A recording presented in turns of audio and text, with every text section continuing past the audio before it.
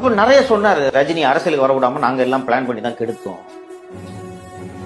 நானு அன்பில் மகேஷ் இப்படி உட்காந்துருப்பாரு, உதய் இப்படி இருப்பாரு, நாங்க இப்படி எடுத்தோம், இப்படிதான் நான் தான் பிளான் பண்ணி என்னதான் அனுப்பிச்சாங்க ரஜினிகிட்ட போய் பேசுறதுக்கு. நான் இப்படி சொன்னேன். அதுக்கு 2 நாள் கழிச்சு தான் ரஜினி வந்து நான் அரசியல் விட்டு விலகுறேன் அனௌன்ஸ்மெண்ட் கொடுத்தாரு. இது நிறைய சினிமா வணிகம் தொடர்பெல்லாம் நிறைய சொன்னாங்க. பேசாம இருந்தாலும் அவர் வந்திருக்க மாட்டாரு. அது தெரியல இவங்களுக்கு. பட் இவங்க அப்படி இவங்களோட உலகம் நீ சரியா அந்த சைக்காலஜி புரிஞ்சுக்கணும். இவங்களோட உலகம் சினிமாவை சுத்தி சுழல்.